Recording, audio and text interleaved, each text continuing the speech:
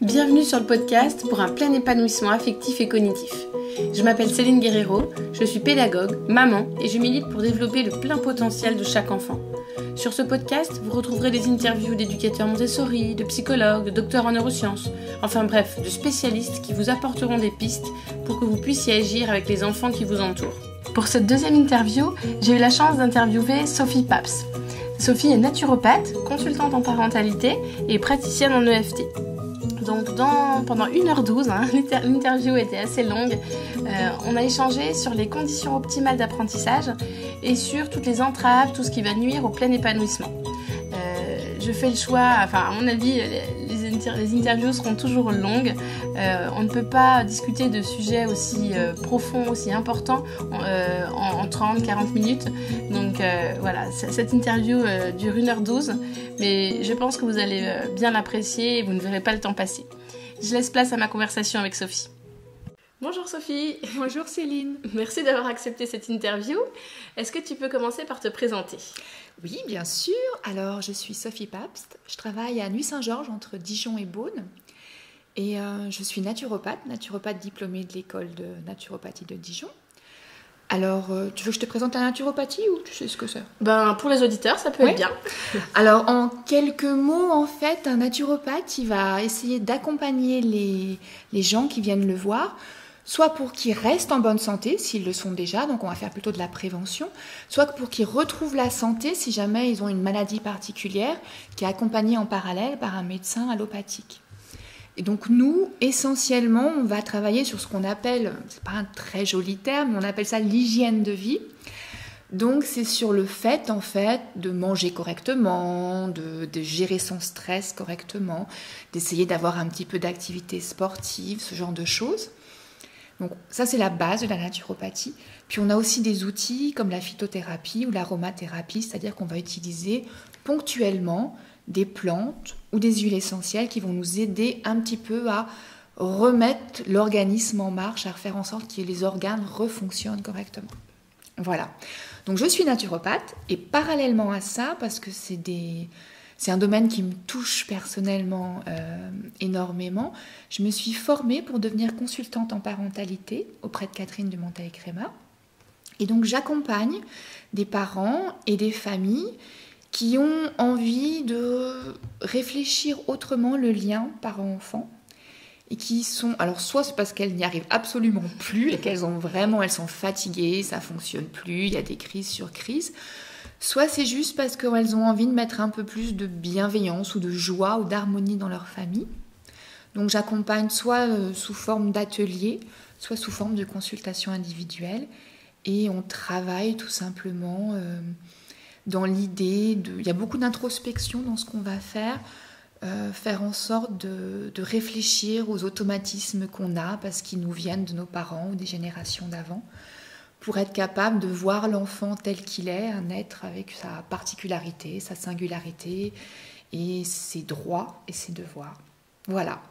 Et tes deux activités sont liées quand même, il y a vraiment un fil conducteur. Oui, tout à fait. Alors ça m'arrive de travailler juste en naturopathie classique, etc. Mais assez souvent finalement je travaille avec les deux parce qu'on s'aperçoit que la manière dont la famille fonctionne au quotidien va évidemment avoir un impact sur la façon dont l'enfant va réagir, sur sa capacité à écouter, à être attentif et sa capacité par exemple à faire des compromis ou à être coopératif par rapport à ce qu'on lui demande. Et nous aussi, de toute façon, en tant qu'adultes, si on a des difficultés, par exemple, à gérer notre stress, ça va forcément se répercuter aussi sur notre patience avec nos enfants. Donc c'est pour ça que je travaille avec les deux. Et puis j'ai aussi développé une technique qui est relativement connue à l'heure actuelle, qui s'appelle l'EFT. Je vais te poser la question.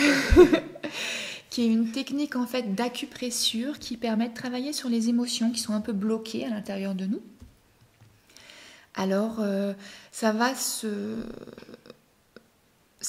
en fait se rapprocher de ce qu'on peut retrouver par exemple en microkiné ou en kinésiologie.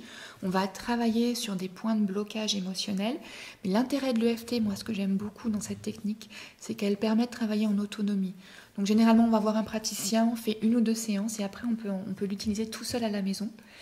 Et l'autonomie, pour moi, c'est quelque chose de très très important dans mon travail, que ce soit avec les adultes ou avec les enfants, parce que je pense que pour devenir des adultes heureux, pour être des personnes heureuses, il faut être capable de prendre sa vie en main et de ne pas dépendre de quelqu'un systématiquement qui va nous donner des trucs et astuces pour avancer.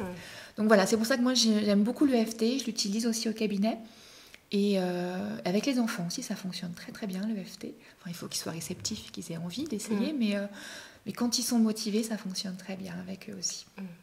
Donc si j'ai bien compris, c'est quand on a une émotion qui est un peu bloquée. Ouais. Le but en fait c'est qu'elle disparaisse progressivement, c'est ça ? Oui. Alors elle disparaîtra pas forcément totalement, mais on va en tout cas diminuer l'intensité de l'émotion. On parle d'émotions perturbatrices, donc pour pas utiliser le mot négatif, parce que c'est un petit peu embêtant de stigmatiser comme ça des émotions, comme la tristesse et la colère qui ont leur raison d'être. Elles sont là pour une bonne raison, elles nous aident à avancer, elles nous aident à exprimer ce qu'on veut, ce qu'on a besoin. Mais c'est vrai qu'il y a des moments, soit parce qu'on n'a pas réussi à les faire sortir quand il fallait, il y a 10 ans par exemple, ou il y a 20 ans quand on était enfant, elles sont restées à l'intérieur de nous. Alors généralement elles sont, la colère notamment par exemple, elle va être enregistrée dans l'amygdale au niveau du cerveau. Et puis chaque fois que quelque chose va nous refaire penser à ce qu'on a vécu à ce moment-là. Ça peut être quelque chose d'anecdotique, comme une odeur, comme un mot, comme, je ne sais pas moi, une chaussette, quelque chose, n'importe quoi, qui va nous ramener dans ce moment-là. On va la revivre de manière inconsciente et on n'arrivera pas à la gérer.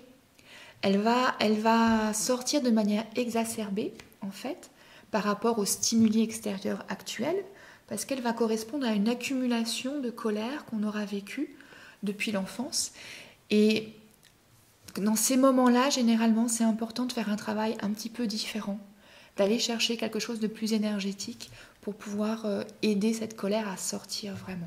La méditation peut aussi aider à ça, sur le long terme. On peut aussi, en méditant, retourner chercher comme ça des choses qu'on a vécues et qui sont ancrées en nous, qu'on n'arrive pas à faire sortir sinon. Et donc tu veux dire que si un petit événement du quotidien anodin, par exemple une odeur, déclenche une colère vraiment disproportionnée, c'est en lien avec une expérience vécue précédemment, donc ça peut être 10 ans avant.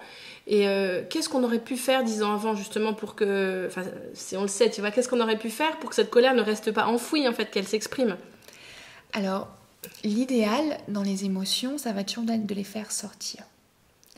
Si on n'arrive pas à les faire sortir, elles vont rester à l'intérieur de nous. Et donc, soit elles vont sortir à des moments qui sont totalement inopportuns, soit, même de manière plus problématique sur le long terme, elles vont sortir à travers notre corps. Ça va être tout ce qu'on appelle les maladies psychosomatiques. Et donc, il faut qu'on arrive à les libérer. Et le problème, c'est que notre société, elle a peur de cette libération des émotions. On voit beaucoup ça chez les jeunes enfants, par exemple, quand ils sont dans l'émotion intense sur le moment, ils ont relativement peu de notion du temps, ils ne se rendent pas compte que ça va s'arrêter, que cette douleur qu'ils ressentent là, à ce moment-là, elle va s'arrêter. Donc ils l'expriment de manière intense. Et pour nous, adultes, souvent excessive, on va juger ça de manière excessive, on va se dire « oui, mais tu viens de tomber, tu t'es pas fait mal en fait ». Mais en faisant ça, on coupe l'émotion, on empêche l'émotion de sortir autant qu'elle devrait. Et l'enfant, il va essayer de mettre des filtres, dès tout petit, ils vont essayer de mettre des filtres sur leurs ressentis pour nous faire plaisir. Et le problème, donc, c'est comme on vient de le dire, en fait, après ça va s'accumuler et ça va ressortir adulte d'une façon inappropriée. Donc l'idéal, ça serait de permettre aux enfants et aux adultes, mais c'est vrai que voilà, je parle plutôt des enfants parce que c'est le sujet, de leur permettre d'exprimer leurs émotions sans les juger, sans les critiquer, en les accueillant avec toute la bienveillance dont on est capable. Et puis, la seule chose qu'on peut leur demander, par contre, c'est de ne pas blesser les autres quand ils expriment leur colère, par exemple, puisque c'est quand même le gros sujet, ça va être la colère. Toute émotion, toute colère est acceptable, mais c'est la manière dont on exprime qui n'est pas acceptable. Et est-ce que tu as en tête la citation de Ginotte ? Non ? Parce qu'il y a une citation, vraiment c'est sur ce que tu dis. Toutes les émotions sont légitimes, mais tous les comportements ne sont pas acceptables. C'est exactement ça. C'est ce que tu es en train de dire. Ouais. Voilà. Et oui, et donc voilà, ça veut dire que Alors après, évidemment, on va adapter en fonction de l'âge de l'enfant. Plus l'enfant est grand, plus on attend de lui qu'il comprenne ce que ça veut dire, pas acceptable. Un tout petit, quand il se met à taper parce qu'il est en pleine colère, c'est pas forcément le bon moment pour lui expliquer qu'il faut pas taper. On peut juste, on lui dit, puis on arrête là. Et quand il sera calme, par contre, on peut essayer de revenir un petit peu plus, lui expliquer pourquoi. On n'a pas le droit de faire du mal aux autres, de blesser les autres, de blesser les êtres vivants ou de casser des objets.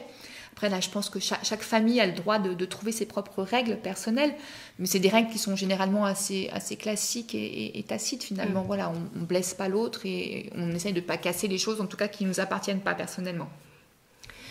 Et puis après, plus les enfants grandissent, plus ils vont être capables de retarder, de comprendre en tout cas leurs émotions, d'utiliser leur cortex préfrontal pour pouvoir gérer un petit peu mieux tout ça. Mais il faut quand même toujours garder à l'esprit que c'est important qu'ils puissent l'exprimer. Voilà. Le fait que l'enfant puisse dire j'étais en colère ou j'étais triste, quand on dit exprimer son émotion, c'est ça en fait, c'est pouvoir le verbaliser et avoir un adulte en face qui soit à l'écoute. Exactement. Voilà. Et le fait de mettre des mots dessus, ça permet de distancier l'émotion.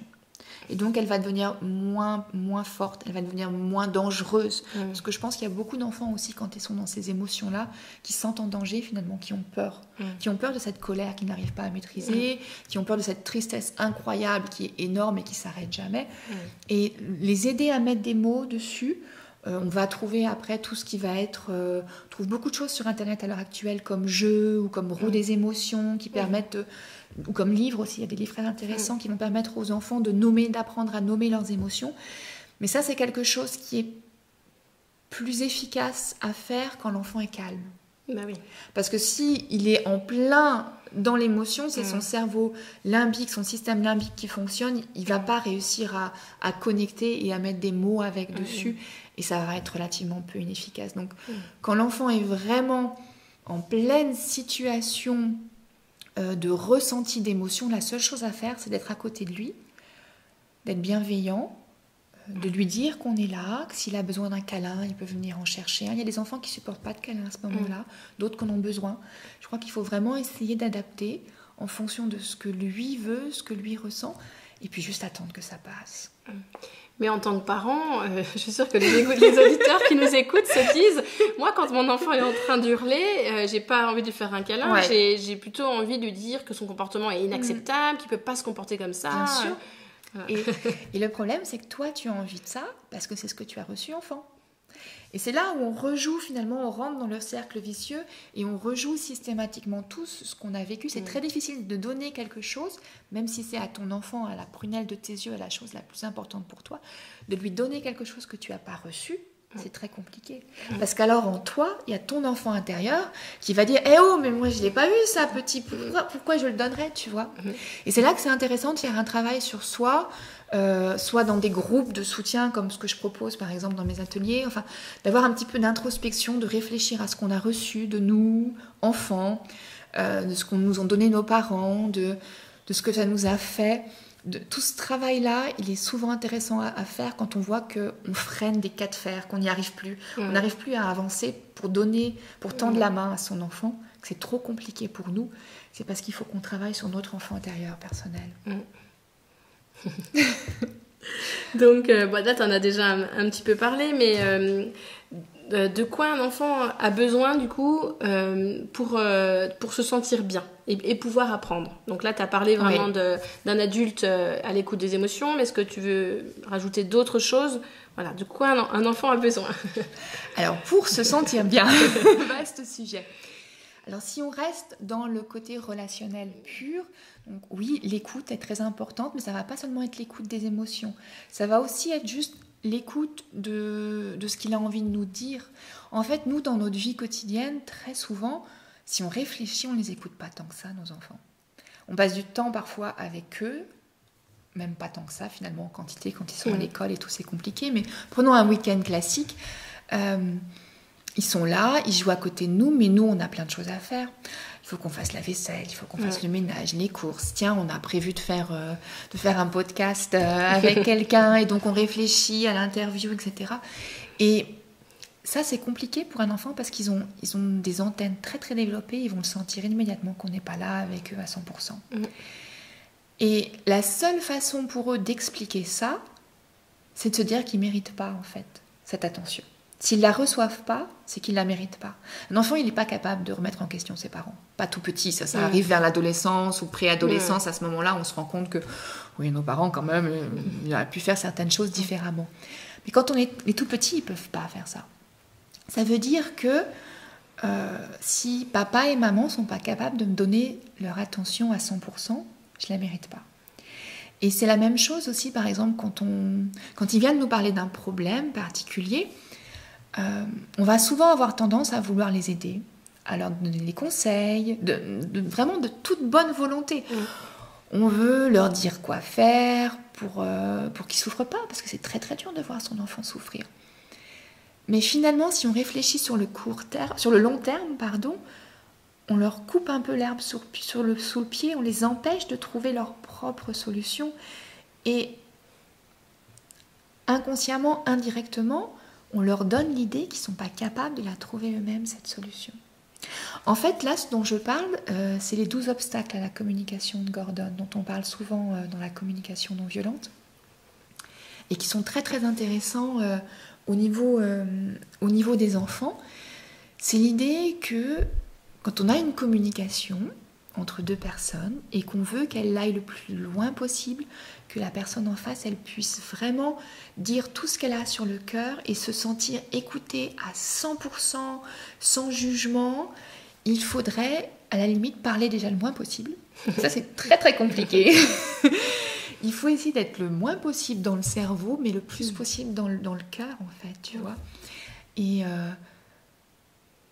le silence, ça aide beaucoup l'autre à structurer sa pensée et à repartir sur autre chose et à trouver lui-même, en fait, le chemin qui va correspondre à ce qu'il lui faut. Parce que nous, si notre enfant il vient nous voir parce que, je ne sais pas, il a des problèmes avec un copain à l'école, les solutions qu'on va lui donner, elles ne vont pas forcément être adaptées. C'est notre enfant qui est dans cette situation-là qui est le plus apte à trouver les solutions qui lui conviennent. C'est même le seul à la limite, tu vois. Nous, on n'a qu'une vision limitée de la situation. Donc, dans ces moments-là, et ça c'est très très difficile, je m'en rends bien compte, c'est vraiment intéressant de réussir à rester un petit peu en retrait, toujours être là, présent, lui dire, montrer à son enfant qu'on l'écoute, qu'on le soutient, mais essayer d'éviter de juger, de critiquer, de lui dire que c'est pas grave ou de donner des conseils parce que finalement ça donne l'impression à l'enfant que sans nous il s'en sortira pas. Et c'est pas ce qu'on veut. On veut qu'il devienne autonome, responsable et des adultes qui sachent s'en sortir dans la vie. Oui, donc on va plutôt l'inviter à se poser les bonnes questions. Comment exactement. Tu pourrais faire On peut essayer de lui trouver des pistes. Si on sent vraiment qu'il est perdu, trouver des pistes ou poser une question par exemple qui va lui permettre de rebondir sur autre chose. Mais rester un petit peu en retrait. Oui. D'accord. Donc voilà, donc ça c'est important je crois parce que pour se sentir bien, il faut se sentir aimé. Et c'est cette histoire d'amour inconditionnel dont on parle beaucoup, en tout cas dans l'éducation positive, bienveillante, respectueuse, quel que soit le mot qu'on utilise, mais qui est très très compliqué à mettre en place. Parce qu'en fait, a priori, les enfants, ils naissent, en tout cas je pense, avec cette idée-là, qui sont faits, que le monde est beau, que le monde est merveilleux et qui sont faits pour être aimés. Et c'est plutôt l'environnement, le côté imparfait de l'environnement qui va faire que petit à petit, ils vont commencer à en douter. Ça peut être dès le départ sur des choses toutes bêtes et tout simples. Un bébé qui pleure, par exemple, parce qu'il a faim, parce qu'il est triste, et maman ou papa qui ne peut pas venir répondre ou qui ne veut pas venir répondre à son besoin immédiatement, l'enfant, il va commencer à se dire, mais est-ce que vraiment ce besoin-là est justifié? Est-ce que je dois continuer à appeler ou pas? Si on ne vient pas, dans ce cas-là, j'arrête, tu vois. Et il va perdre confiance petit à petit dans le lien parent-enfant et donc, au bout d'un moment aussi, en lui-même et en la vie. Et ça, après, c'est compliqué à mettre en place. On voit énormément d'adultes, finalement, qui travaillent toujours là-dessus encore des années et des décennies après. à essayer de retrouver cette confiance en eux, à essayer de retrouver à s'accrocher finalement à ce besoin de dépendance et d'amour des autres, parce qu'on ne s'aime pas suffisamment soi-même, parce qu'il y a eu des écueils au départ dans le démarrage. Ça ne veut pas dire que si on a eu, c'est pas rattrapable. Je ne veux pas dire ça, tu vois. Oui. On peut toujours améliorer, on peut toujours retravailler sur des choses. Nous, parents, on est sur un chemin, on avance sur ce chemin, et forcément, ça veut dire qu'il va y avoir des lacunes, des choses qu'on aurait voulu faire différemment avec nos enfants si on regarde en arrière 10 ans avant ce qu'on a fait. Mais le fait d'en prendre conscience, et le fait d'être capable de le dire, ça aussi, de le verbaliser à nos enfants, de leur dire, moi, tu vois, quand tu es né, par exemple, j'ai pas été capable de t'accueillir comme j'aurais voulu le faire et comme je le ferai maintenant, à l'heure actuelle. Je pense que c'est un cadeau incroyable qu'on leur fait, à eux, et aux générations d'après, aux petits-enfants qu'on va avoir, parce que peut-être que, voilà, ils réagiront différemment. Donc ça, c'est très important, selon moi, cette écoute et cette capacité de leur dire « je t'aime, quoi que tu fasses, quoi qu'il se passe ». Et ça, le seul moyen qu'ils en soient sûrs, c'est d'éviter de les juger, c'est d'éviter de crier, c'est d'éviter de critiquer ce qu'ils font. Ça ne veut pas dire qu'on ne peut pas leur dire ce qui est important pour nous. Ça ne veut pas dire qu'il faut s'oublier soi-même et oublier ses besoins, mais il y a une manière de le dire. Tu vois ? La forme est très très importante dans ce cas-là. Et si un jour notre enfant vient nous parler d'un souci à l'école, par exemple, et que nous, on a passé une journée affreuse et que notre réservoir à nous est vraiment vide, du coup, ce que tu dis, c'est qu'on peut leur dire « mon réservoir est vide, là, je suis pas dans les bonnes conditions pour t'écouter, je le remplis un peu, puis je reviens vers toi, quoi. » Moi, je crois qu'on peut tout dire aux enfants. Tout, absolument tout. Et je crois même qu'il faut essayer de ne pas avoir de sujet tabou. Après, c'est vraiment la question des mots que tu utilises. Et on a le droit de leur dire qu'on a un jardin secret, on a le droit de leur dire qu'on est fatigué. C'est même important de leur dire qu'on n'est pas tout puissant, parce que les enfants, ils ont tendance à penser qu'on sait tout faire, qu'on gère tout, qu'on est omniscient. Et c'est important de leur faire comprendre que non, nous aussi, il y a des moments où on est fatigué, on n'en peut plus, ça n'a rien à voir avec eux, c'est juste notre histoire personnelle, là, au temps T, à l'instant T, on va le gérer et après on revient vers eux, tu vois. Et du coup, ça leur envoie aussi le message que si par exemple, on n'a pas du tout réussi à gérer nos émotions et qu'on s'est emporté, qu'on a laissé notre colère, on n'a pas réussi à la gérer, et on a dit des mots qu'on regrette, on peut très bien revenir vers eux en leur disant, tu sais, je t'ai dit ça, je n'aurais pas dû. Parce qu'en plus, si on fait ça, on leur envoie le message qu'on peut faire des erreurs. Oui, tout à fait. Et on peut leur expliquer pourquoi aussi, tu vois. Parce que souvent, finalement, il est possible qu'on ait été stressé par la journée, dans ce cas-là, on peut leur raconter. Ou alors, on peut leur dire aussi, par exemple, moi, je ne sais pas gérer mes colères parce qu'on ne me l'a pas appris enfant. Tu vois, des choses comme ça. Et essayer après d'apprendre avec eux. Ça peut être quelque chose de sympa, ça aussi, de dire aux enfants, tu sais, toi et moi, là, on va essayer d'apprendre à gérer nos colères en même temps. Ensemble, main dans la main. Et puis par rapport à l'erreur, justement, je rebondis là-dessus. Oui. Quand on sait quand on dit à un enfant, je me suis trompée, j'aurais pas dû faire ça ou pas dire ça. Du coup, on lui envoie aussi le message que c'est en faisant des erreurs qu'on apprend. Oui, absolument. Est-ce que le statut de l'erreur, le retour sur erreur, j'en ai beaucoup parlé dans ma vidéo hier parce que je prépare des vidéos, une formation pour les professeurs des écoles. Oui. Mais j'aimerais bien, du coup, pour les auditeurs, que tu parles un peu du retour sur erreur. Oui, alors l'erreur, elle est tout simplement inhérente au processus d'apprentissage. Je ne peux pas apprendre quelque chose et le connaître dans sa globalité si je n'ai pas essayé et géré la partie problème, tu vois. Si je crée quelque chose, imaginons un ingénieur par exemple qui crée quelque chose d'absolument parfait, concept superbe, il n'a pas testé ce qui pouvait se passer s'il y a un problème, s'il y a un grain de sable. Il ne fonctionne pas son innovation, elle ne marchera pas, tu vois. Son prototype, il n'est pas valable. Et c'est exactement la même chose. Au niveau de l'apprentissage, on a besoin de se tromper pour être capable de ne pas le refaire après et comprendre vraiment ce que c'est l'entité qu'on est en train d'apprendre. Et les enfants apprennent depuis tout petit comme ça. Le langage, il est appris comme ça. La marche, elle est apprise comme ça. Un enfant ne se lève pas d'un coup, marche tout droit. C'est bon. Et hop, c'est bon. Il tombe, déjà il apprend à se mettre debout, c'est compliqué, il va tomber plein de fois.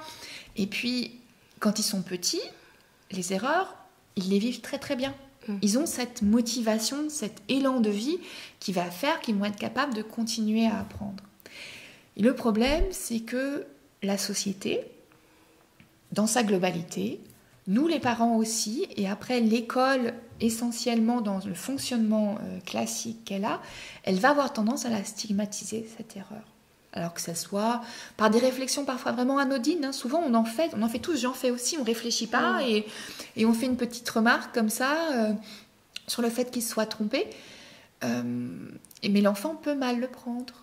Alors après, il va y avoir évidemment les notes à l'école qui sont vraiment très très embêtantes parce qu'on rentre dans la compétition alors que finalement, un petit enfant qui est en train d'apprendre à marcher, il ne va pas regarder si l'enfant à côté, il apprend plus vite, il apprend par rapport à lui, par rapport à son évolution à lui personnelle. Mais nous, à l'école, c'est pas vraiment ça qui nous intéresse. C'est de savoir finalement le copain à côté, quelle note il a eu, tu vois. Et on perd du plaisir à apprendre. Exactement. Du coup. Et là, la motivation, elle est plus intrinsèque de l'intérieur, mais extrinsèque, elle vient de l'extérieur. C'est ça. Et elle est... Alors le problème de la motivation extrinsèque, c'est qu'elle finit par diminuer, elle ne fonctionne pas très longtemps. C'est une motivation qui peut être intéressante, qui fonctionne un temps, surtout quand les enfants sont petits, qui a priori fonctionnerait mieux aussi chez les petites filles que chez les petits garçons. Il semblerait que les petites filles soient peut-être plus sensibles, par exemple... au fait de ramener des bonnes notes à leurs parents, par exemple. Ça semble être un peu plus intéressant pour elles.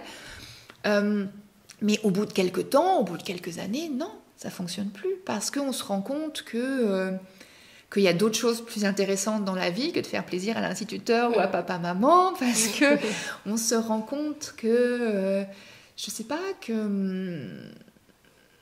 ça ne suffit plus.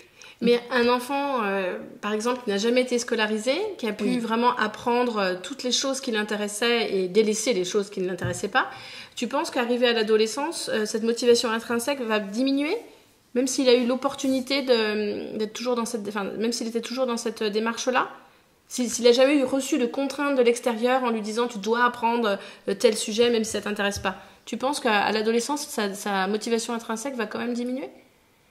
Alors déjà, je commencerai juste par dire, est-ce que c'est possible ? Ça arrive, peut-être 0,1% de la population. Est-ce que c'est possible qu'il n'y ait pas du tout de motivation ? Moi, mes enfants ne seront pas scolarisés, mais forcément, dans mon inconscient, j'ai quand même encore des attentes, tu vois, parce que j'ai beau avoir travaillé sur les attentes de diplôme, de réussite, etc., elles sont quand même toujours un petit peu là, enfouies quelque part. Et si c'est pas moi, ça va être les grands-parents ou les copains, etc. Tu vois. Moi, je me suis aperçue, par exemple, que mes enfants qui ne sont pas scolarisés, à un moment donné, ils ont eu besoin qu'on essaye de faire un petit peu des tests ou quelque chose pour qu'ils se rassurent par rapport aux enfants qui étaient à l'école, parce qu'ils s'inquiétaient de savoir s'ils avaient le niveau. Et c'est pas moi qui leur ai amené ça. Oui, donc tu veux dire que même ou dans du moins une pas de famille... manière consciente, tu vois. Ouais. Même dans une famille qui ferait l'école pas l'école à la maison, mais des apprentissages autonomes, où on laisse vraiment les enfants libres d'apprendre ce qu'ils veulent, tu penses que la société est quand même là et qu'il y a quand même cette pression extérieure Alors après, je pense que chaque enfant va réagir différemment. Les enfants ont quand même des personnalités différentes et qu'il y en a qui vont être plus forts, plus sûrs d'eux, et qui ne vont pas avoir besoin de se comparer et qui vont continuer, je pense, à être capables de faire ce qu'ils veulent, quand ils veulent, à fond. Et puis il y en a d'autres qui vont avoir plus de mal. Alors, après, je rejoins ce que tu dis. Je pense que par rapport à d'autres adolescents, la motivation sera plus importante. Mais l'adolescence, c'est quand même une période de vie particulière où il y a des bouleversements énormes, que ce soit au niveau hormonaux, que ce soit au niveau des centres d'intérêt, où justement les enfants ont besoin de se retrouver avec leur père, où les valeurs familiales, elles commencent à être remises un petit peu en question. Donc, j'imagine un enfant qui a été élevé dans une famille comme ça, en école à la maison. Peut-être qu'à l'adolescence, il va aussi avoir envie d'essayer d'autres choses, tu vois, de se rapprocher plus de gens, d'adolescents de son âge, qui ont des valeurs différentes de ses parents. Et je pense qu'il sera plus armé à vivre sa vie comme il l'entend et comme il en a besoin. Mais je crois quand même que l'influence de la société, elle est toujours là. Et donc là, on a déjà dit pas mal de conditions qui permettent aux enfants d'apprendre dans les meilleures conditions. Hein, on a dit des émotions, la motivation, l'importance de l'erreur. Est-ce que il y a deux choses qui me viennent en tête dont tu n'as pas encore parlé, c'est l'alimentation et le sommeil. Oui. Parlons-en. Alors, on va peut-être commencer par le sommeil, parce que finalement, je pense que c'est presque le plus simple, étonnamment. Dans l'apprentissage, dans les phénomènes d'apprentissage, la mémoire joue un rôle primordial, évidemment. Quand j'apprends quelque chose, il est important que je m'en rappelle. Et cette mémoire, on le sait depuis quelques années, et la plupart des gens aussi en ont conscience, elle va être réactivée au moment du sommeil. Alors, on parle beaucoup par contre de ce qu'on a appris les quelques heures avant d'aller se coucher. Mais le sommeil, en fait, il servirait énormément à ça, à rejouer ce qu'on a vécu dans la journée, et à balayer, à faire un peu le ménage. C'est-à-dire que tout ce dont on n'a pas besoin, on va l'enlever. Et par contre, les chemins qui sont vraiment importants, les connexions neuronales qui sont nécessaires pour nous, pour notre survie ou notre bien-être, on va faire en sorte qu'elles se développent. Donc on a les deux fonctions au niveau du sommeil.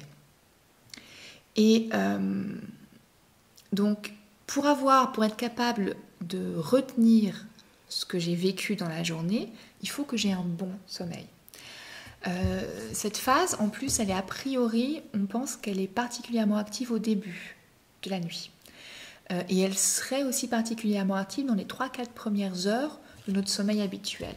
Donc on conseille généralement d'essayer de dormir avant 2 ou 3 heures avant minuit ou 1 heure du matin, parce que c'est le moment finalement où notre sommeil serait le plus réparateur et où notre mémoire fonctionnerait le mieux. Alors tout ça, ça veut dire que si j'ai un enfant par exemple qui a des difficultés d'endormissement ou qui se réveille régulièrement, ce qui est assez normal pour un petit, parce que c'est vrai qu'on sait tous, voilà, il y a des zones, il y a des moments de cauchemar, il y a des moments... Les tout petits, de toute façon, moi, dans mon opinion, ne sont pas faits pour dormir tout seul. Je pense que l'être humain est un être social qui a passé 9 mois dans le ventre de sa maman, qui en sort et qui est juste absolument pas préparé d'un seul coup à dormir tout seul. Et ça, c'est compliqué. Parce que nous, les adultes, on a été habitués à dormir tout seul. Et donc, on ne sait plus dormir avec un tout petit. Alors que la plupart des tout petits ont besoin de dormir avec un adulte. Donc, c'est vrai que souvent, il y a une phase comme ça un petit peu compliquée d'ajustement. Si on a envie, en tout cas, évidemment, de pratiquer le cododo, parce qu'il faut que ça soit une envie familiale. C'est une décision familiale. Mais si cette décision est prise et si on arrive à passer outre les remarques de la société qui sont parfois un petit peu désobligeantes, je crois que c'est un joli cadeau qu'on fait à nos enfants. Parce que, a priori, on leur permet quand même d'avoir un sommeil qui va être beaucoup plus réparateur. Alors, ils font souvent beaucoup plus de micro-réveils s'ils sont à côté, notamment s'ils sont allaités quand ils sont tout petits. Mais le fait de savoir qu'on est là, ça les rassure et ils se rendorment immédiatement. Et ça, je crois que c'est quelque chose qu'on va garder finalement après, des années plus tard. Si le sommeil n'a pas été quelque chose de compliqué entre 0 et 2 ans, par exemple... A priori, ça ne sera pas trop non plus, je pense, entre 6 et 7, tu vois. Si dès le départ, on essaye d'obliger, d'inciter les enfants à dormir tout seuls alors qu'ils ne veulent pas et qu'on est dans une phase de 2-3 mois compliquée, l'enfant pleure, on va le voir, il faut qu'il se rendorme tout seul, voilà. On est en fait dans une lutte de pouvoir avec lui. Là-dessus, le sommeil va rester quelque chose peut-être de désagréable, de compliqué, et l'enfant n'aura pas spécialement envie de rentrer dans le sommeil.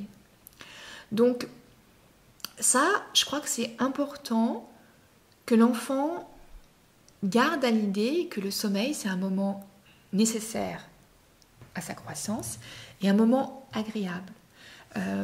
Peut-être qu'il serait intéressant, si les familles sont d'accord, évidemment aussi, même pour des enfants plus grands qui dorment déjà tout seuls, quand ils font des périodes de cauchemar, de les autoriser par exemple à revenir dormir dans la chambre des parents avec un matelas par terre pendant quelques temps, si c'est un petit peu difficile. Après, on va avoir toutes les techniques comme on a parlé, par exemple comme l'EFT ou la kinésiologie, la microkiné, l'EMDR, tout ça, qui vont permettre aussi d'essayer d'aller voir s'il n'y a pas autre chose qui se joue dans ces difficultés du sommeil, dans ces cauchemars. Parce que, comme on a dit, l'enfant il est excessivement sensible à ce qui se passe autour de lui et très souvent finalement il est le réceptacle de plein de choses qui se jouent chez les parents, les grands-parents, et en fait il ne sait pas pourquoi, mais il sait qu'il n'est pas censé dormir parce que nous aussi on a eu une relation compliquée au sommeil, donc voilà. En psychogénéalogie on peut faire des choses aussi quand vraiment on arrive au bout du bout et qu'on ne trouve plus de solution, peut-être qu'en psychogénéalogie on pourrait faire quelque chose. On sait tous l'importance du rituel pour les enfants aussi, pour être capable de s'endormir correctement. Privilégier des chambres qui sont relativement fraîches. Il faut mieux avoir une bonne couverture, une bonne couette et une chambre fraîche. On va aussi après trouver de l'aide en phytothérapie ou en aromathérapie. Alors là, c'est pareil, il faut que ce soit quelque chose de ponctuel qui va aider l'enfant dans un moment un petit peu compliqué. Si vraiment l'enfant a des problèmes de sommeil depuis 2 ou 3 ans, je ne pense pas que la phytothérapie ou l'aromathérapie va vraiment nous aider à traiter le problème. Ça nous aiderait juste à masquer dans ce cas-là le problème qui va ressortir ailleurs. Mais sinon, on va trouver, par exemple, on peut utiliser les huiles essentielles, alors ça va dépendre de l'âge de l'enfant. Mais la lavande vraie, qui est très connue, elle est utilisable à n'importe quel âge. Elle a ça d'intérêt qu'elle est très bien tolérée par les enfants. On peut par exemple en mettre, soit faire un massage, alors les huiles essentielles toujours mélangées à une huile végétale, mais on peut masser par exemple la plante des pieds des tout petits, ça fonctionne très bien, ou alors le long de la colonne vertébrale, la moelle épinière aussi, ou alors en mettre une goutte sur l'oreiller par exemple. Si l'enfant, quand je parle d'aromathérapie, je trouve toujours intéressant le côté émotionnel qui va avec. Donc pour moi, il faudrait toujours pouvoir proposer 2-3 huiles essentielles et la personne choisit celle qui lui plaît, tu vois, celle qui lui parle, celle qui émotionnellement elle se dit ouais, celle-là, celle qui lui plaît le plus. C'est ça, exactement. Donc on peut proposer aussi par exemple tout ce qui va être agrumes, clémentine, ça peut être sympa aussi. Alors automatiquement on se dit ça va exciter, mais non, en fait ça apaise aussi. Alors par contre les huiles essentielles des agrumes, jamais, elles sont photosensibilisantes, donc jamais sur la peau en journée et sortir avec après. Et puis on va avoir sinon des choses comme la mélisse aussi qui peut être sympathique avec les enfants, soit en tisane, soit en hydrolat par exemple aussi. Ça aide à calmer. Et puis la mélisse, elle a l'intérêt aussi d'aider le système digestif. Donc si c'est par exemple un enfant qui a aussi des troubles à ce niveau-là, tu vois, donc qui ne digère pas très très bien et potentiellement c'est ça qui l'empêche de dormir correctement, ça peut calmer aussi à ce niveau-là. Donc ce que tu disais là au début sur le sommeil, c'est que pendant le sommeil, en fait le sommeil permet de consolider les apprentissages. Oui, exactement. Et donc là on pense forcément aux enfants plus grands, 6-10, mais si on veut que ça se passe, si on a envie que leur sommeil soit bénéfique, tu dis que c'est important en fait qu'ils aient un bon sommeil dès le début, dès tout petit, et vraiment que les parents accompagnent les enfants pour que le sommeil ça soit un moment agréable, et voilà. Et qu'ensuite, quand ils seront plus grands, qu'il n'y ait pas de trouble au moment de dormir, enfin pas de trouble du sommeil. C'est ça. Et du coup, ça permettra de consolider les apprentissages. Voilà. Et aussi ne jamais minimiser leur peur. Ça, c'est vraiment important. Un enfant qui, pour une raison ou une autre, fait un cauchemar ou a l'impression de voir, je sais pas, un squelette ou un zombie dans une forme tout ce qui est le plus normal, c'est pas important de savoir si c'est vrai ou pas. Ce qui est important de savoir, il ressent ça à ce moment-là, et c'est ça que je dois écouter. Et si je l'écoute, a priori, ça finira par passer. Et après, voir avec l'enfant ce qu'on peut mettre en place pour qu'il soit rassuré, faire peut-être dormir les frères et sœurs ensemble si ça les aide. Enfin, chacun, je pense, dans chaque famille va avoir trouvé ses trucs et ses astuces. Ou éviter les écrans avec un dessin animé. Exactement. Tu m'as lancé une belle perche pour rebondir, parce que pendant plusieurs mois, dans notre famille, ça nous arrive par épisode de ne pas dormir pendant plusieurs semaines. Et à chaque fois, ça va être lié à un dessin animé qui pourtant nous paraissait... nous, on en a déjà entendu parler. On ne regarde pas des choses effrayantes, c'est des dessins animés gentillets. Mais ma fille a quand même peur et pendant plusieurs semaines, on ne dort pas. Donc, je te renvoie la balle sur les écrans. Alors moi, je crois qu'en fait, les enfants sont beaucoup plus sensibles aux écrans qu'on ne le pense. Un enfant qui fait des cauchemars après avoir vu un dessin animé avec un méchant, pour moi, c'est normal, en fait. Ce sont presque les autres enfants qui ne réagissent plus, qui sont rentrés dans quelque chose qui est un petit peu problématique. Ça veut dire presque qu'ils ne s'autorisent plus à avoir peur et à faire sortir leurs émotions, parce qu'ils ont appris que l'écran regardait ça et qu'ils ont envie de faire pareil, tu vois. Donc toi, ça te rassure en Moi, fait. ça me rassure, oui. Un enfant qui fait des cauchemars à cause d'un méchant dans un dessin animé, ça te rassure. Oui, D'accord. tout à fait. Mais c'est intéressant ce que tu dis parce que le problème, c'est qu'on vit dans une société où c'est compliqué. C'est compliqué d'avoir des enfants qui n'ont pas été habitués dès tout petits aux écrans. Parce qu'après, quand ils se trouvent devant un écran en dehors du cercle familial, par exemple, comme ça peut se trouver aussi dans les écoles. Il y a des écoles en primaire, on amène les enfants voir des films qui sont absolument pas adaptés à eux, parce qu'on veut faire plaisir à la moitié de la classe qui a l'habitude de voir ça. Il n'empêche qu'il y en a certains d'enfants qui vont avoir du mal avec, qui vont se sentir obligés de regarder parce que les copains regardent, et puis ils vont faire taire leurs émotions. Et en fait, le problème, c'est qu'elles vont ressortir la nuit, tu vois. Et donc, c'est difficile à jauger. Alors moi, je crois, honnêtement, idéalement, je suis les recommandations classiques, pas du tout d'écran avant 3 ans, et puis après, voilà, 3, limiter, 6, 3, 6, 9, etc. Mais je me rends bien compte que quand on a plusieurs enfants, c'est compliqué, voire impossible. Parce que si les grands ont le droit de regarder un petit dessin animé, et bien le petit qui est à côté, forcément, lui, il grandit avec. Mais voilà, je pense que c'est important de se rendre compte que les écrans, ils ont des effets positifs, mais ils ont d'énormes effets négatifs qui, pour moi, en tout cas chez les petits, sont plus importants que les effets positifs. Alors, ils transmettent... donc on a vu parfois des valeurs qui ne sont pas les nôtres, parce qu'on trouve quand même beaucoup de violence dans les films et les vidéos qu'on voit à l'heure actuelle. Si on compare par rapport aux dessins animés de notre époque, par exemple, ce ne sont pas du tout la même chose. Les images bougent beaucoup plus rapidement, le son est complètement différent, il y a une bande son comme ça qui nous explose dans les oreilles, alors que c'était pas du tout la même chose chez nous. Ça a vraiment un côté hypnotique qui est tout à fait compréhensible chez les enfants. Et ce qui veut dire que quand on commence à rentrer là-dedans, déjà ça va être très compliqué à gérer, puisqu'on peut dire à un enfant de 5 ans, oui tu regardes un dessin animé mais juste un, c'est très très rare que l'enfant il soit d'accord. Donc on se provoque des crises potentielles à gérer derrière. Et puis après il y a le côté passif de l'écran qui est embêtant. Alors oui, il y a des enfants qui regardent les écrans pas si passivement que ça, qui bougent aussi un petit peu devant. Mais quand même, dans l'ensemble, on regarde sans faire grand-chose. On n'a pas d'interaction avec l'autre. Et en fait, l'enfant apprend par l'interaction. On le voit tous. On le sait quand on lit un livre ou quand on apprend quelque chose de manière très frontale. On va retenir très très peu, alors que si on a la possibilité d'expérimenter, d'utiliser immédiatement ce qu'on a appris, ou même mieux, de le montrer à quelqu'un d'autre, là l'apprentissage il va rester en nous pendant très longtemps. Et cette interaction-là avec l'écran, on l'a pas. Bah oui. Et en plus, au niveau sensoriel, c'est excessivement pauvre un écran. on a juste la vision et l'ouïe qui sont touchés. Mais au niveau de l'odorat, on n'a absolument rien. Au niveau du toucher, de la peau, on n'a rien du tout. Le goût non plus. Et ça, cet appauvrissement sensoriel, c'est vraiment un problème qu'on connaît et qu'on retrouve chez les enfants à l'heure actuelle. Qui pourrait expliquer...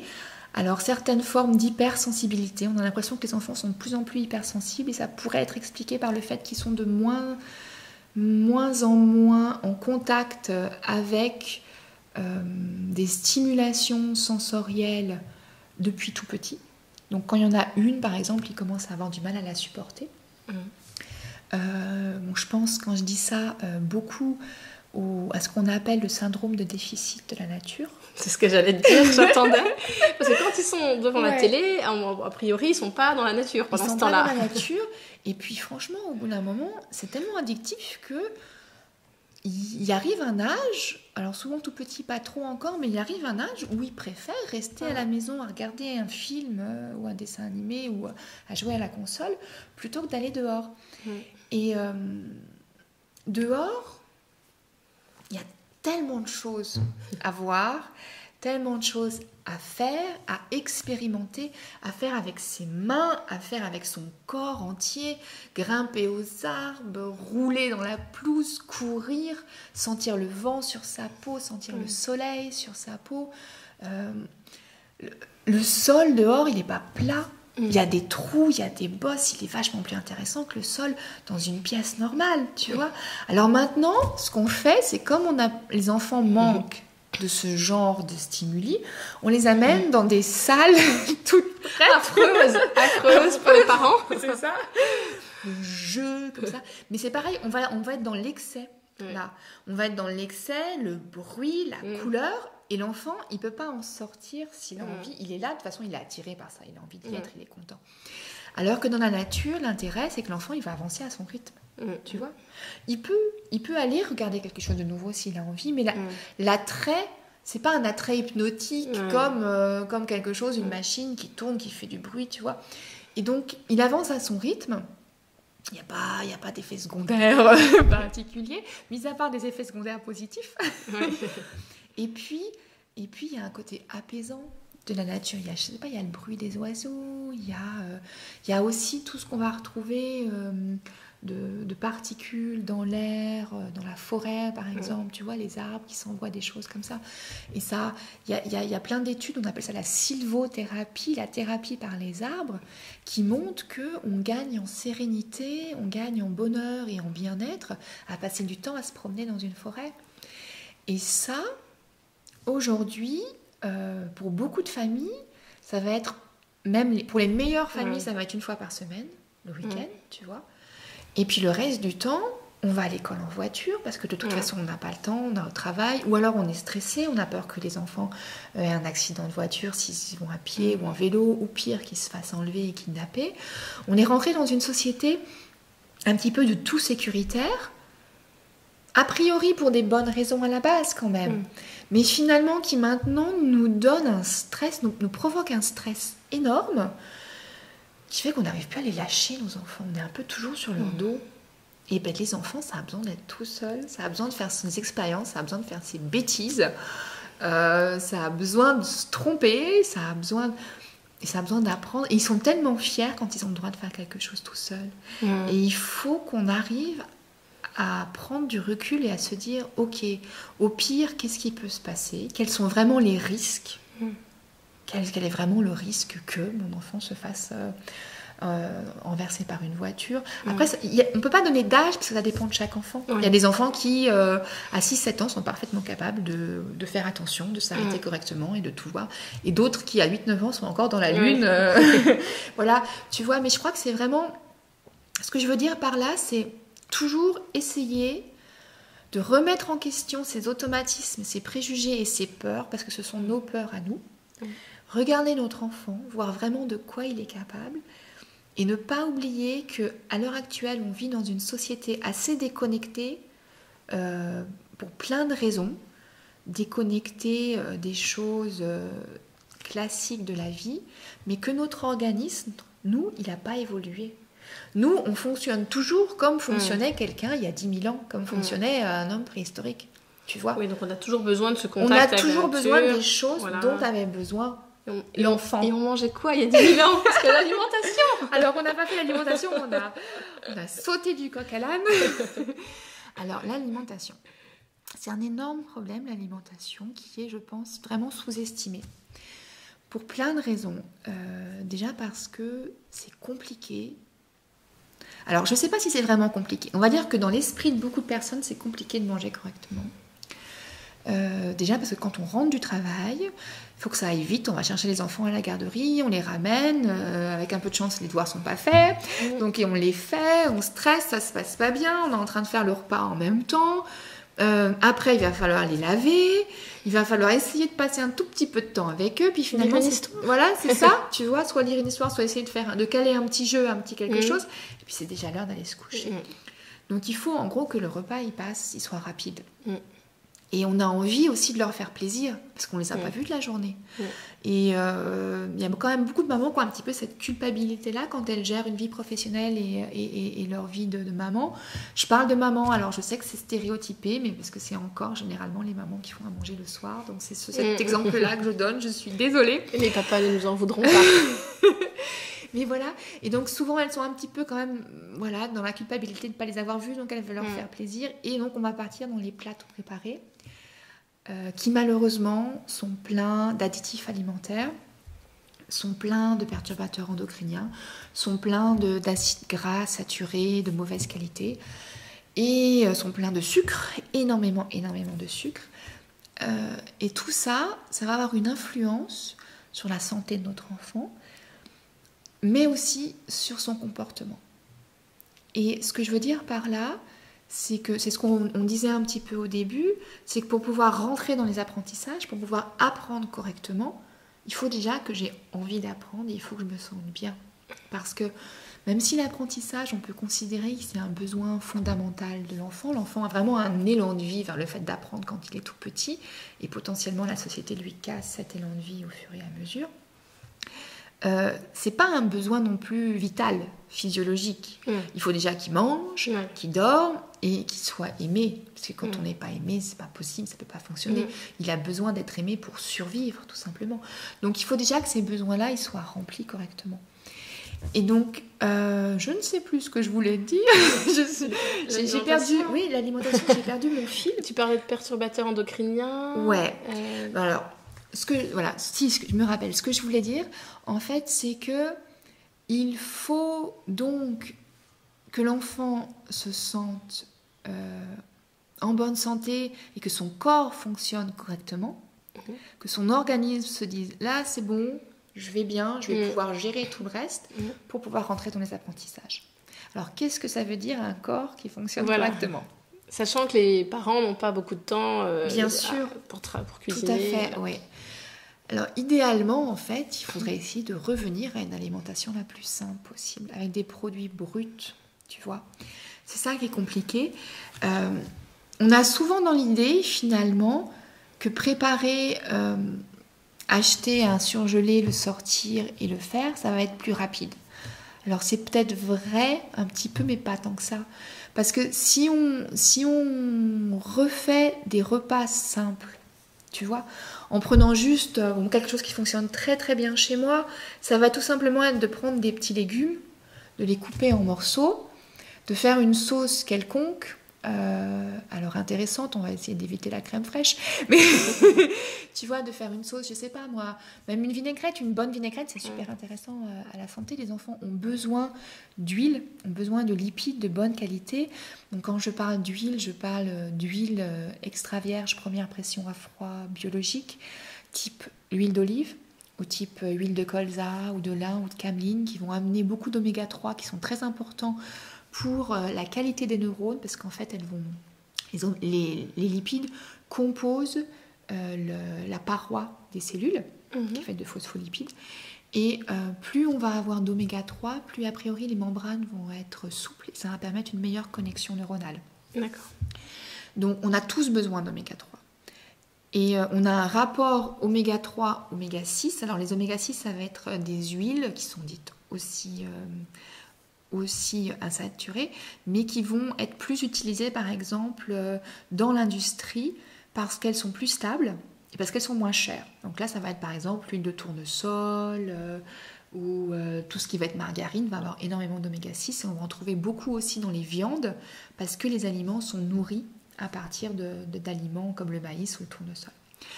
Alors, il faut essayer de changer le ratio en fait. Il faudrait essayer de diminuer ces graisses-là qui sont mauvaises pour notre mémoire, mais aussi plus tard, même pour nous adultes, pour notre système cardiovasculaire, et augmenter des huiles comme l'huile de colza, donc j'ai dit l'huile d'olive, l'huile de cameline. Par contre, surtout la colza et la cameline, ne pas les chauffer, il faut les garder crues parce qu'elles ne supportent pas du tout d'être chauffées. Et les manger par exemple donc dans des salades ou dans des petites sauces où on peut faire, je sais pas, on peut faire un tartare d'algues, on peut faire un pesto, on peut faire plein de sauces sympathiques comme ça. On peut les faire à l'avance aussi, il n'y a pas de problème, on peut les faire, tu vois, pour 1 ou 2 jours. Et avec les légumes, et puis après, s'il faut quelque chose d'autre, prendre une galette quelconque, en essayant de pas trop mettre de glucides, de gluten dedans, tu vois. Après, on peut en mettre, on peut en manger, mais... Oui, tu voulais me dire quoi? J'ai testé les galettes. J'ai testé les galettes, les petites crêpes, la recette que tu avais mise sur ton site, et c'était très rapide et très bon. Ouais, super. Donc, farine d'épeautre, de pois chiches. Ouais, alors essentiellement pois chiches, parce que la farine de pois chiches est très intéressante et elle permet de bien conserver la galette qui va bien se faire. Et puis après, essayer un petit peu toutes les farines possibles et inimaginables. En fonction de notre goût, on peut mettre le sarrasin. Le sarrasin, c'est une céréale qui est très très intéressante parce qu'elle a notamment toutes les acides aminés dont on a besoin. Donc, alors, c'est compliqué l'alimentation, il y a tellement de choses à dire. D'une manière générale, dans notre alimentation, on a tendance à manger trop acide. On mange trop de viande, on mange trop d'aliments d'origine animale et on mange pas assez de légumes et pas assez d'aliments d'origine végétale. Donc, tu vois. Et... donc si on diminue la viande, même les enfants, ils n'ont vraiment pas besoin de manger de la viande tous les jours. 1 fois par semaine, ça suffit. Les protéines végétales, ça compense. Voilà, les protéines végétales vont compenser. Et donc, le sarrasin, par exemple, et le pois chiche sont des très très bonnes sources de protéines. Le quinoa aussi. Puis c'était très rapide, hein, oui, voilà, tout à fait. Comme une pâte à crêpes, enfin voilà, de l'eau, des épices, un peu d'huile d'olive et puis la farine, et puis on les fait cuire à la poêle, et voilà, c'était rapide et bon. Et ça change, tu vois, ça change du pain par exemple, qui lui a vraiment beaucoup trop de farine de blé. La farine de blé, elle est, à l'heure actuelle, le blé qu'on utilise, il a été modifié je ne sais combien de fois pour avoir un meilleur rendement. Il a doublé son nombre de chromosomes. On n'arrive pas à le digérer correctement. Alors, il y a des gens qui vont être très, très sensibles à ça et qui ont des symptômes immédiats. Et puis, il y en a d'autres, ça passe à peu près. Et donc, ils vont avoir des années et des années après, ils vont se retrouver avec des maladies inflammatoires quand ils auront 40, 50, 60 ans. Entre autres, pas seulement, mais entre autres dû à une trop grande consommation de gluten. Donc, même chez les enfants, et c'est le gros problème d'ailleurs avec les enfants, parce qu'on a souvent tendance à leur donner beaucoup de sucre, beaucoup de pain, de pâtes, de crêpes, de pizza, de choses comme ça, parce qu'ils adorent ça. Et on a le droit de leur en donner de temps en temps, s'il n'y a pas de raison médicale de ne pas le faire. Tu vois, c'est important aussi d'avoir du plaisir à ce qu'on mange, mais c'est important de leur montrer qu'on peut avoir du plaisir à manger autre chose. Et le meilleur moyen de faire ça, je pense, c'est de manger, nous, avec plaisir, autre chose, et de surtout pas les forcer ou les stigmatiser, mais leur dire, aujourd'hui, c'est ça le repas, tu vois, leur laisser essayer. Dans tous les légumes qu'il y a, c'est rare, il y a des enfants vraiment qui ont peur des légumes, voilà, c'est leur histoire, etc. Mais c'est rare qu'il n'y en ait pas au moins 1 ou 2 qui va convenir à un enfant, tu vois.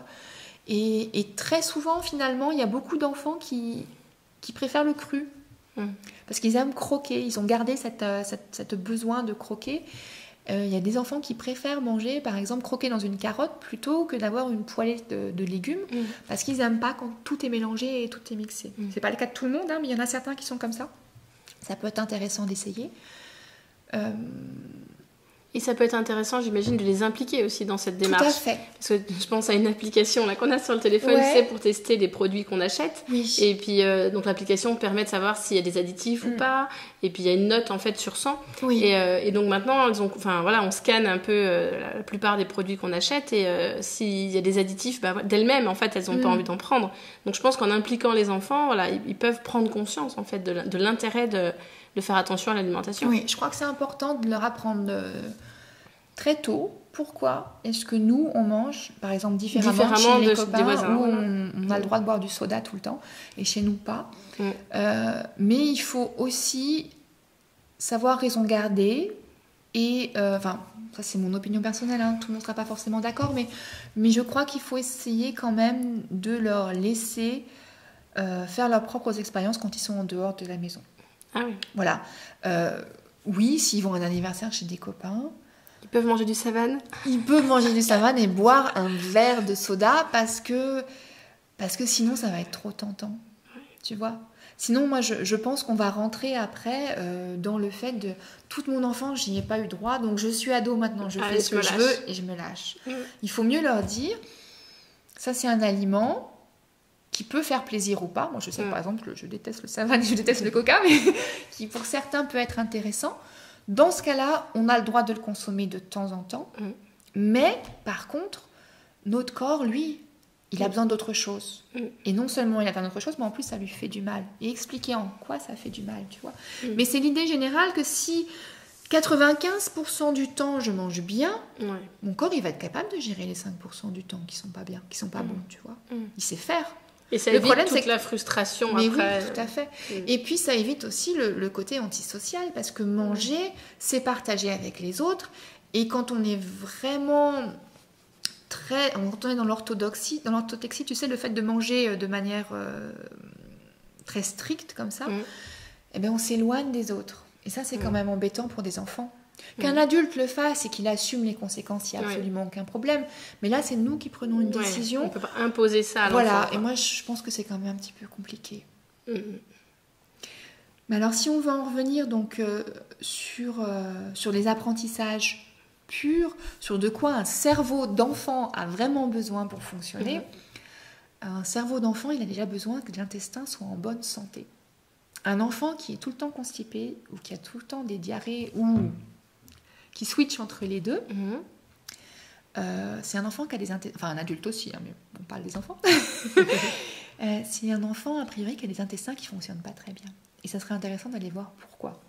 Alors là, il y a tellement de causes potentielles, je ne peux pas en parler, mais tu vois, d'aller voir avec un spécialiste, par exemple un naturopathe, pour essayer d'aller voir, parce que s'il est constipé, ça veut dire que ces matières fécales, elles restent très longtemps dans son côlon, et elles vont fermenter dans le côlon, et elles vont abîmer la flore intestinale qui s'y trouve, et puis par ricochet, ça va abîmer aussi la flore intestinale qui se trouve au niveau de l'intestin grêle. Et ces deux flores-là, elles sont nécessaires pour digérer, déjà, parce que par exemple, on ne sait pas digérer les fibres sans elles. Elles sont très importantes dans notre système immunitaire, elles jouent un rôle primordial là-dedans. Donc c'est pareil, un enfant qui est tout le temps malade, mais vraiment systématiquement, on peut aussi essayer de se poser des questions s'il n'y a pas quelque chose à changer au niveau de son alimentation, de son hygiène de vie globale. Et puis, elles aident aussi à produire, à créer certaines formes de vitamines qui sont essentielles pour nous, et des hormones, comme par exemple la sérotonine. La sérotonine, c'est une hormone, c'est l'hormone du bien-être, de la sérénité. C'est pas comme la dopamine qui on va être dans l'excitation. La sérotonine, tout va bien, tu vois. Et elle est produite, alors plus les années passent, plus les chiffres augmentent. À l'heure actuelle, on dit à peu près 90% au niveau des intestins. Et si j'ai les intestins qui ne fonctionnent pas, ben ma sérotonine, je vais avoir du mal à en avoir, tu vois. Donc déjà, il faut que j'ai des intestins en bonne santé. D'accord. Mes intestins, ils sont abîmés par... On a dit le gluten, par les laitages. Alors là, je sais que c'est un gros problème, les laitages, c'est les enfants, parce que le gouvernement ne cesse de nous dire que les enfants en ont absolument besoin pour grandir, ce qui est faux. On trouve du calcium ailleurs que dans les laitages, et même prendre trop de laitage, le calcium des laitages est très peu assimilé, et il est même problématique au niveau des os. Ensuite... tous les antibiotiques. Donc c'est pour ça qu'on rentre un peu dans le cercle vicieux, tu vois. Un enfant qui est tout le temps malade, on lui donne des antibiotiques, ça abîme sa flore, ses intestins fonctionnent moins bien, il est malade. Et puis le stress. Le stress qu'on peut connaître nous adultes et qu'on a parfois tendance à penser que les enfants connaissent peu, alors que finalement ils sont généralement très très stressés, nos petits bouts, parce que c'est compliqué aujourd'hui d'avoir une vie d'enfant. On a des attentes d'adultes sur nos épaules, on a des attentes de professeurs, on a des fois peur de la vie, peur par exemple de ce qu'on peut voir à la télé, aussi les infos qui sont quand même très très compliquées, qui ne donnent pas une image très positive de la vie. On a donc l'école, il faut avoir de bonnes notes, après on a les activités, il faut faire ci, il faut faire ça, il faut être bon aussi, il faut avoir des amis. C'est pas facile d'être un enfant, et les enfants ont aussi du stress. Et ça a aussi un impact évidemment sur les apprentissages. Tout simplement parce que le corps n'est pas capable de faire 46 000 choses en même temps. Et qu'il a gardé, comme on disait tout à l'heure, ces réflexes très archaïques, des temps très anciens, paléolithiques, où Si je suis en situation de stress, pour lui, c'est qu'il y a danger immédiat.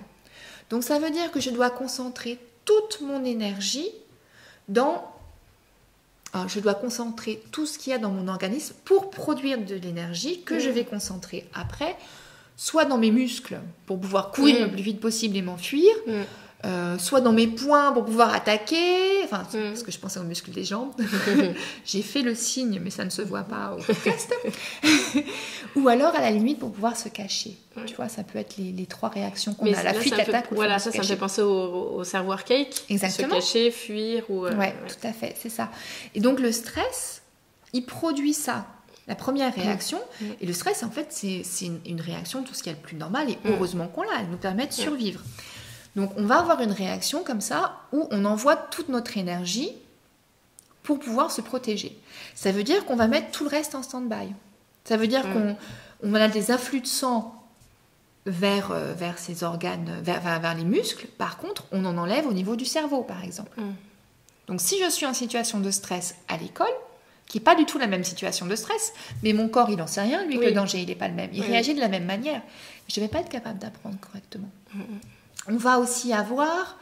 je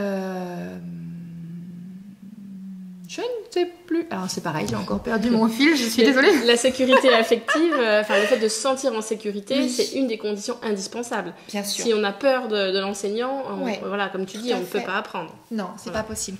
On ne peut pas apprendre, on ne va pas pouvoir non plus emmagasiner les informations. Alors, comme on a dit, il y a moins de sang au niveau du cerveau, il y a moins d'oxygène au niveau du cerveau.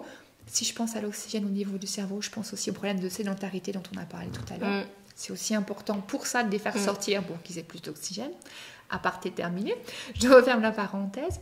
Et puis, on a aussi des questions hormonales toutes bêtes. C'est-à-dire qu'au niveau de l'apprentissage, au niveau de la mémoire, au niveau de l'encodage, pour pouvoir encoder et restituer aussi les informations, j'ai besoin d'un certain nombre d'hormones. Par exemple, il y a l'acétylcholine qui va jouer un rôle. On va avoir aussi la dopamine qui va jouer un rôle. Et notamment et l'adrénaline. Et ces hormones-là, on les retrouve dans le stress. Ça veut dire que notre corps, il va en avoir besoin pour gérer notre situation de stress. Donc, soit la phase d'alarme, soit la phase de résistance. Il y a différentes phases dans le stress. Et donc, il ne va pas être capable de les utiliser pour la mémoire. En 1 heure, on a fait quand même tout un tour sur les conditions optimales d'apprentissage et puis tout ce qui nuit au plein épanouissement des enfants. Ouais. Bon, il y aura encore plein de choses à dire, mais... Oui, il y a encore plein de choses à dire. Je crois que... Est-ce que tu as quelque chose à rajouter? Alors, attends, je réfléchis juste 2 petites secondes. Je voudrais juste rajouter quelque chose sur les perturbateurs endocriniens. Oui, en plus... On l'a évoqué, mais je crois que c'est quand même important parce que là, on a beaucoup parlé des tout petits, finalement, tu vois. Enfin... C'est un peu la même chose pour les plus grands, mais on était quand même plutôt sur les petits. Et c'est aussi un gros problème qu'on a à l'heure actuelle. Donc les perturbateurs endocriniens, en fait, ça va être des substances qui sont extérieures au corps, qui vont rentrer dans notre corps, alors soit parce qu'on les assimile, on les mange, on les boit, on peut les respirer aussi, et elles vont agir dans notre corps comme si elles étaient des hormones. Donc soit elles agissent, elles se mettent à la place, elles empêchent nos propres hormones de se développer, ou au contraire, on va avoir un taux d'hormones trop important, enfin ça dépend des perturbateurs endocriniens. Et ça va avoir des conséquences. Alors chez les petites filles, la conséquence qu'on remarque le plus et la plus évidente, ça va être la puberté précoce. On a vraiment une diminution à l'heure actuelle de l'âge des premières pubertés. Moi, de ma génération, c'était très très inhabituel d'avoir une enfant qui avait sa puberté à 9-10 ans. Aujourd'hui, c'est plus du tout si inhabituel que ça. Et alors ça, qu'est-ce que ça veut dire au niveau des apprentissages? Ça veut dire que le corps, de la même manière qu'on a vu pour le stress, il va mettre une certaine forme d'énergie dans la puberté, dans ce travail-là. Et on remarque qu'à un moment où la puberté fonctionne, on n'apprend plus tout à fait de la même façon. Alors on va avoir à l'adolescence, le cerveau il va se transformer de manière à être capable d'aller plus vers l'abstrait, vers des choses complètement différentes.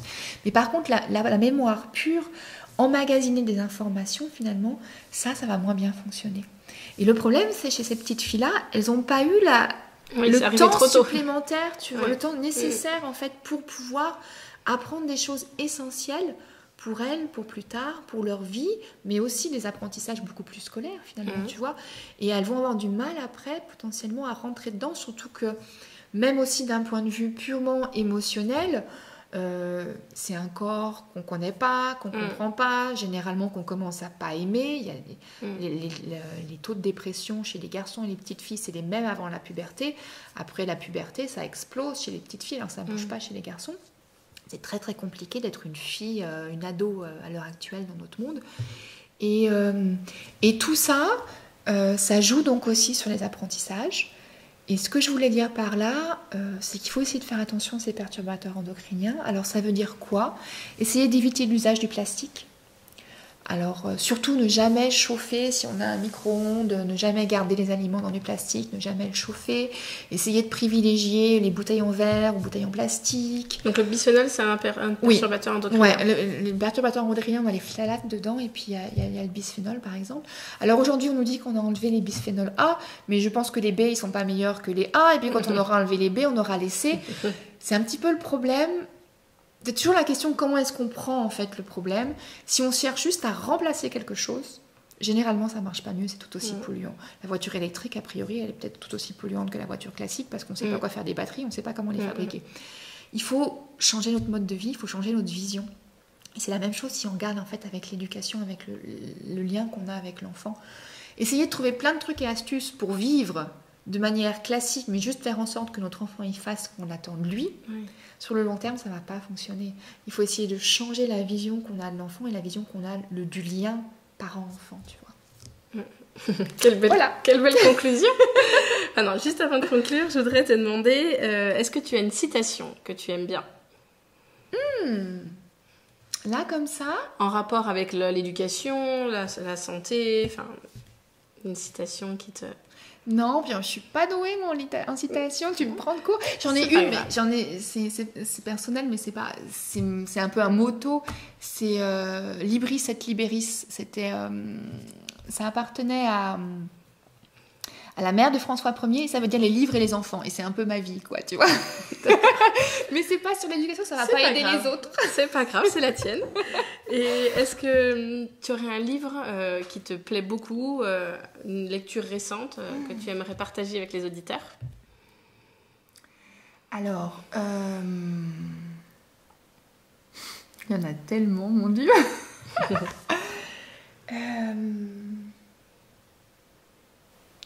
Même si c'est pas celui que tu as préféré, mais voilà, soit un livre récent, soit un livre qui pourrait aider les autres. Je crois qu'un livre qui touche beaucoup de monde et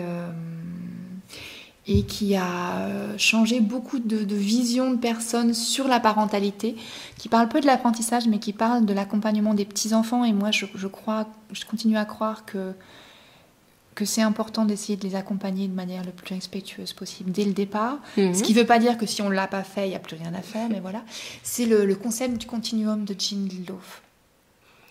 C'est une ethnologue qui était partie en Amérique du Sud et qui a vécu longtemps avec une tribu amazonienne. Et elle raconte la manière dont ils vivent.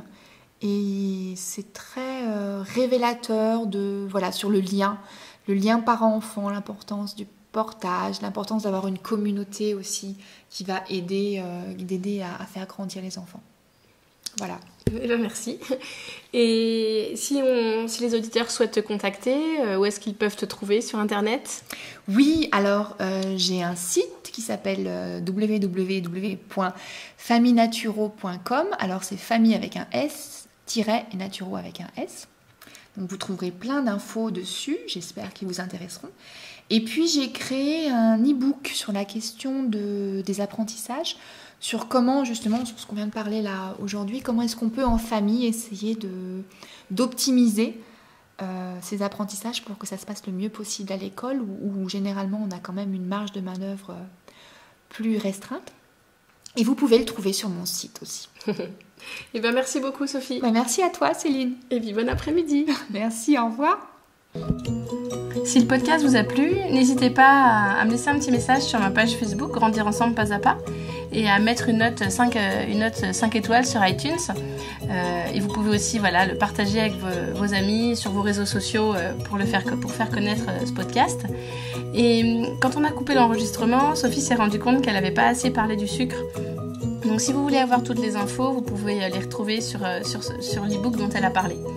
Et je tiens à m'excuser auprès de Sophie parce que j'avais oublié de la prévenir pour ma question finale par rapport à la citation et au livre. Voilà, c'est un petit rituel que j'ai envie de garder dans tous les podcasts et j'ai fait l'erreur de ne pas lui en parler avant. Mais j'ai envie de terminer en disant que c'est en faisant des erreurs qu'on apprend. Je vous dis à très vite pour le prochain podcast.